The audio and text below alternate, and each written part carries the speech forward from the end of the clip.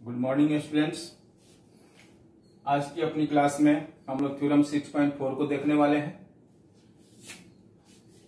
If a transversal intersects two parallel lines, यदि कोई transversal EF किसी दो पैरेलल लाइन जिसका नाम AB और CD है, ये दोनों लाइन आपस में पैरेलल है। AB पैरेलल है CD के और EF इनका ट्रांसवर्सल है, उसी के बारे में कहा जा रहा है। If a transversal intersects two parallel lines, यह ट्रांसवर्सल इन दोनों पैरेलल लाइन को AB को P पर और CD को K पर इंटरसेक्ट करती है, then each pair of interior angles, तो प्रत्येक पेयर इंटीरियर एंगल्स ट्रांसवर्सल के एक ही साइड के, जिसके बारे में हम लोगों ने पिछली क्लास में चर्चा की थी कि इसे तीन नामों से जाना जाता है। एक कंजिक्यूटिव इंटीरियर एंगल्स, दूसरा को इंटीरियर एंगल्स या एलाइड एंगल के नाम से जाना जाता है। उसके बारे में कहा जा रहा है कि यहाँ एंगल BPK और एंगल PKD के बारे में बात की जा रही है कि the same side of transversal is supplementary. Supplementary के बारे में मैंने आपको बताया है। कोई दो एंगल, यदि इन दोनों एंगल का सम 180 डिग्री हो तो इन दोनों एंगल्स को एक दूसरे का सप्लीमेंट्री कहते हैं। तो यहाँ हमें ये बताना है कि यदि ऐसी सिचुएशन है तो एंगल BPK और एंगल PKD का सम 180 डिग्री होगा। आइए चलते हैं, देखते हैं। सबसे पहले हम लोग यहां पर क्या प्रूव करना है ये लिख लें, क्या गिवन है वो भी लिख लें। गिवन है EF ट्रांसवर्सल है, कब, किसका, AB पैरेलल CD का। और टू प्रूव में क्या करना है हम लोगों को, इसे लिख लें। टू प्रूव में angle BPK plus angle PKD equals 180 डिग्री, इसे प्रूव करना है। आ जाते हैं प्रूफ। क्लियरली मैं पहले समझा देता हूं, उसके बाद बनाया जाएगा। यहां देखा जाए, यदि PF नाम की रे AB लाइन पर खड़ी है तो इस PF नाम की रे के द्वारा AB नाम के लाइन पर दो एडजेसेंट एंगल बन रहा है। एक एंगल हो जाएगा एंगल APK और दूसरा हो जाएगा एंगल BPK। क्या ये दोनों adjacent angle linear pair of angles होंगे? और यदि ऐसा है तो इन दोनों एंगल्स का सम कितना हो जाएगा, 180 डिग्री। तो लैंग्वेज के रूप में आप अपने कॉपी पर नोटबुक में लिख लीजिएगा। मैं यहां पर डायरेक्ट लिख रहा हूं, angle APK plus angle BPK equals 180 degree.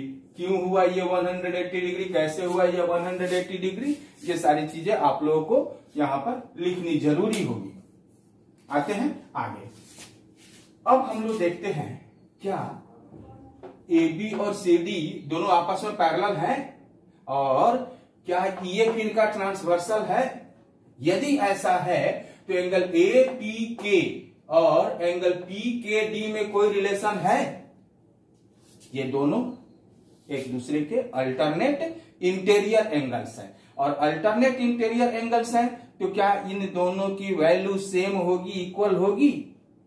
Yes. तो इस बात को भी लिख लेते हैं। यहां आगे लिखते हैं angle APK equal angle PKD।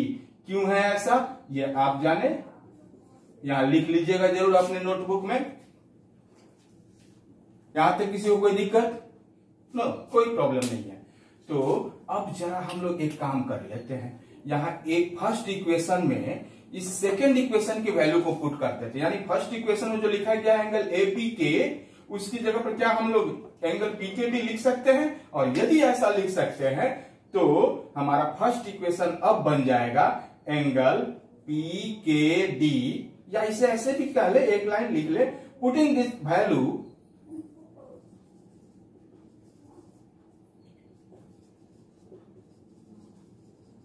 In equation 1। तो फाइनली हमें मिल जाएगा एंगल PKD, जो कि APK की जगह पर हम लोगों ने लिख दिया है यहां पर, plus angle BPK equal 180 degree. ये तो बड़ा आसान था यार।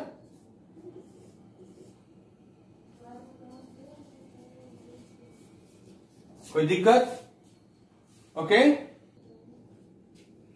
और अपना आज का सेकंड थ्योरम है थ्योरम 6.5। ये थ्योरम 6.5 जो है वो थ्योरम 6.4 का कन्वर्स थ्योरम है। जो बातें हम लोगों ने 6.4 में साबित किया है जस्ट उसी का ये अपोजिट बात है। जरा ध्यान से देखें।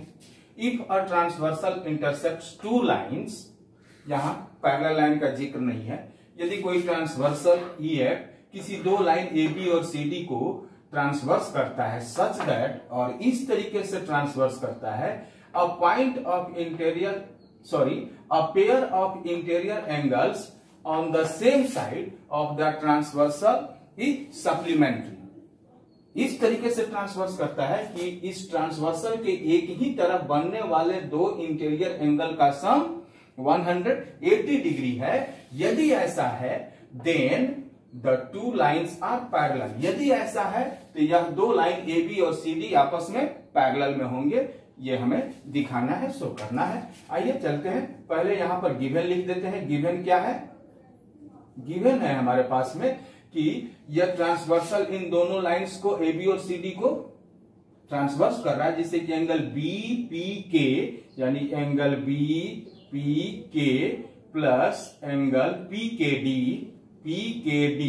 Equals 180 degree. यह गिवन है। साथ ही साथ उसके बाद कह रहा है तो आप साबित करें, यानी to prove AB parallel CD। ये हमें प्रूव करना है कि AB और CD आपस में पैरेलल है। एक बार फिर से डिस्कस कर लेते हैं इस पर। जरा देख लें पिछले थ्योरम के जैसे ही फिर से हम लोग यहां पे आते हैं। यदि यह PF नाम की रे AB पर खड़ी है तो क्या एंगल APK यानी दिस एंगल और एंगल BPK यानी दिस एंगल, इन दोनों एंगल्स का सम 180 डिग्री होगा। यदि ऐसा है तो इसे इक्वेशन 1 लिख लेंगे। और अभी अभी गिवन में हम लोगों ने देखा है एंगल BPK और PKD का भी सम 180 डिग्री है। इसे इक्वेशन 2 में लिख लेंगे और देखते हैं उसके बाद तब क्या निकलता है हमारे सामने में। आ जाते हैं। पहले तो हम लोग लिख लेते हैं एंगल, गिवन को पहले लिख लेते हैं BPK plus angle PKD equal 180 degree, equation 1। और साथ ही साथ आपको लैंग्वेज के रूप में लिखना होगा ray PF stands on line AB, then angle APK plus angle कौन सा BPK इक्वल्स 180 डिग्री। इसे इक्वेशन 2 में रख दे। इक्वेशन 1 और इक्वेशन 2 को देखने से हमें यह लग रहा है कि दोनों का RHS 180 डिग्री है, यानी दोनों का LHS भी इक्वल होना चाहिए। यदि RHS इक्वल है तो LHS भी इक्वल होना चाहिए।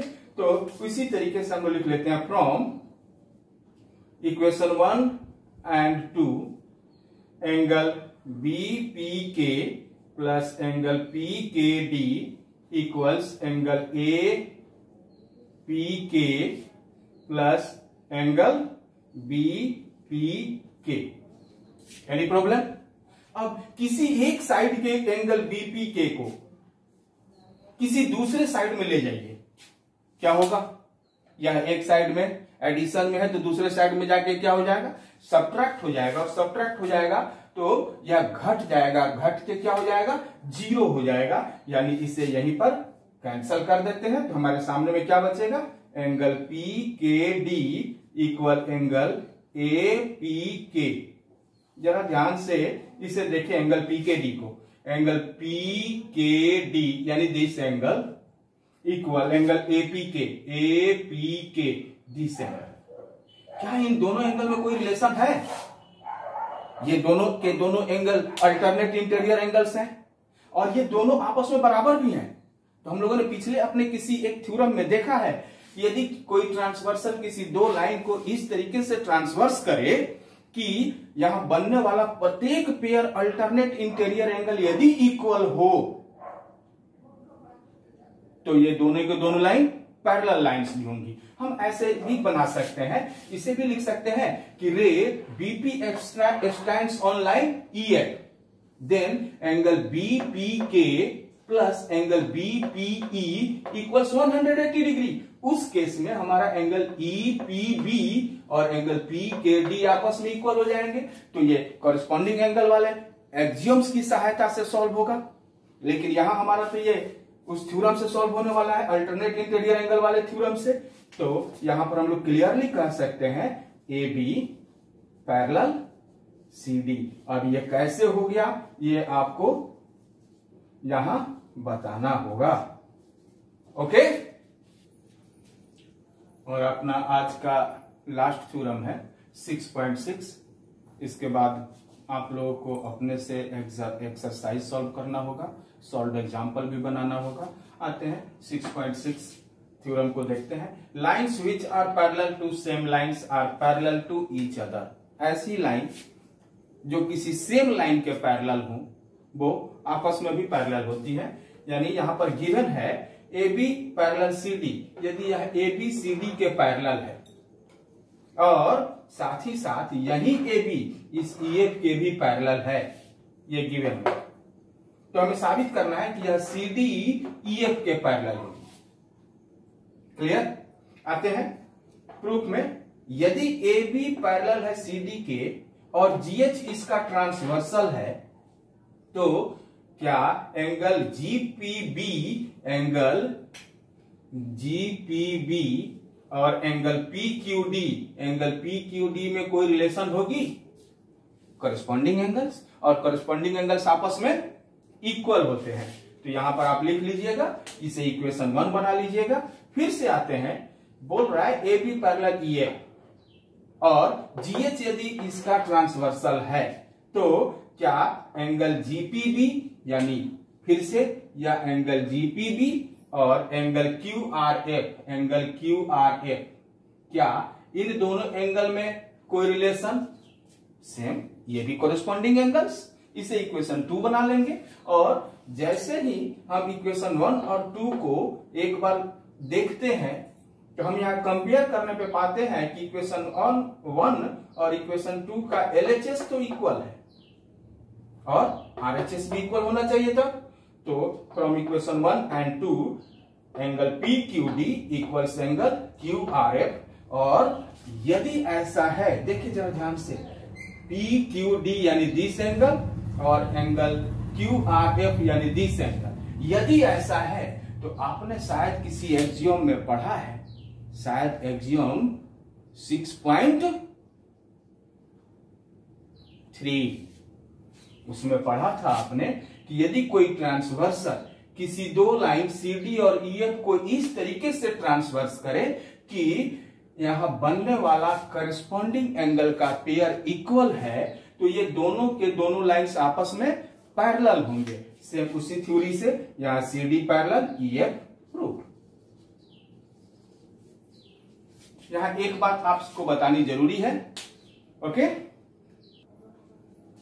अब आप क्लास 9th में आ चुके हैं और आपको यह बात समझ लेनी चाहिए कि अब आप जूनियर क्लास यानी जूनियर स्टैंडर्ड के बच्चे नहीं हैं।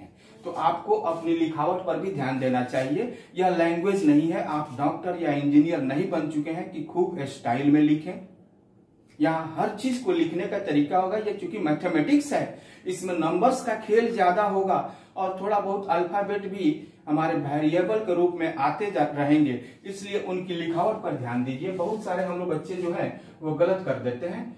टू ढंग से लिखे टू की तरह, क्योंकि यहां जेड नाम का भी एक वर्ड आता है। कहीं ऐसा ना हो कि टू और जेड दोनों मिलके 22 पढ़ा जाए या जेड जेड पढ़ा जाए। सेम ऐसे ही बहुत सारे और भी नंबर्स हैं और अल्फाबेट हैं जिनको कि देखना जरूरी है। एक है 5 और दूसरा है एस, इस पर भी ध्यान दीजिएगा। एक और बड़ा इंपॉर्टेंट आता है, यह है एल। यह एल है, कैपिटल एल। यह एंगल है, एंगल का निशान है, और ये ग्रेटर देन का निशान है। इस पर भी ध्यान दें। एल को एल की तरह लिखें, एंगल को एंगल की तरह लिखें, ग्रेटर देन को ग्रेटर की तरह लिखें। ऐसे ही जीरो भी है और ओ भी है। जीरो ओवल शेप में होगा और ओ फुल्ली सर्कुलर होगा, सर्कल की तरह। इस पर ध्यान दीजिए, ये बड़ा इंपॉर्टेंट है आपके मैथमेटिक्स के लिए। और भी बहुत सारे अल्फाबेट या नंबर्स जो आपको दिखाई दे रहे हैं उन पर ध्यान दीजिएगा। चलिए आज की क्लास में इतना ही। Thank you.